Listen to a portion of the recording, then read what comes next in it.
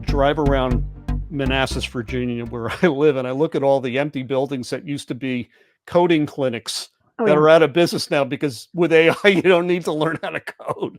True. So we're creating generations of absolutely neurotic future workforce members. And I want to turn our attention to a really stunning op-ed that's in yesterday's New York Times. It written by Isabella Glassman.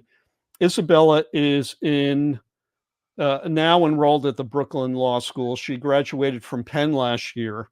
And she just digs into how she says careerism is ruining the college experience, which she defines as pre-professional pressure. Also brings out a few interesting things that just blew my mind, and I want to ask you about them. The first is that, well, we know that intern slots at big firms like Goldman Sachs are really plum. Intern slots, not necessarily full-time entry-level jobs. And she mentioned that 350,000 undergrads across the U.S. applied for about 2,700 undergraduate intern slots at Goldman Sachs.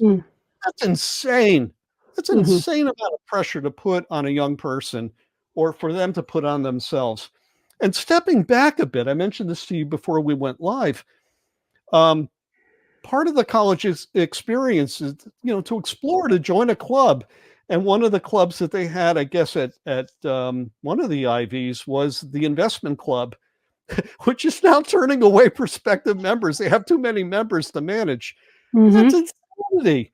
So, to her point, we're so focused on the optimal goals that our elders place on young people. Yes. That and I've spoken before about the graduate classes like at Ithaca College. They are neurotic. Yes. They are so focused on being perfect, and I'm like, there is no perfect. There's no perfect, right? Read Voltaire. Perfect is the enemy of good. How do we apply the learning that you're developing now with RQ to create a better platformed experience in grade school and in college, so that these really talented, hardworking young people, up-and-comers, don't flame out because the resume doesn't have the internship that they wanted?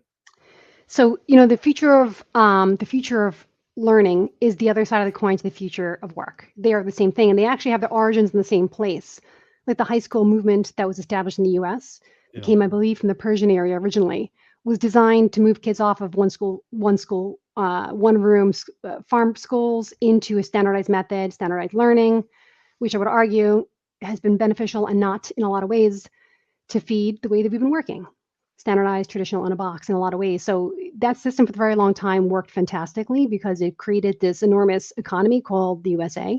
And it's driven a lot, not everyone, unfortunately, but a lot of people into some kind of degree of standards of living and prosperity in some cases. So, but it's losing its relevance in the world today. It's losing its relevance. And I'm intimately familiar with what you're talking about, Dan, because I do have, my oldest is 16. He's a junior in high school. So we are literally going through this process. And I'll tell you the two wild things I'm observing. In my own line of work, the things we talk about regularly, I see this future of work. And I see the way I'm using AI, and I'm a small team, to modernize a ton of the work that I do. And I can only imagine what that would look like at scale. That when I go and to school events, the first question I ask them is, how are you preparing the kids for an AI-fueled world? And the answer is often next question, right? Because they don't have an answer to. So there is a natural ill fit between the way that we are training our children or kind of setting them up for success education and the world of work that's going to receive them. There's a natural divide happening there, Dan. It really, really concerns me because I'm not sure that the education system is on par with the rate of change that's happening in the way that we work. So that's one side of thing. There's just a growing mismatch happening there. And on the supply side, which is like the parents putting their kids into college, I observe it in my own surroundings. Right. There is a level of, I'll give you an example. I live in the state of New Jersey. We're kind of live in the commuting belt around New York City. Right. So kind of like the Otherwise known as the bridge and tunnel. Okay, fine. You said it. I wasn't going to use that. I'm not going to tell you what Parkway exit I am on in Jersey. No, that'll be going too far, Dan.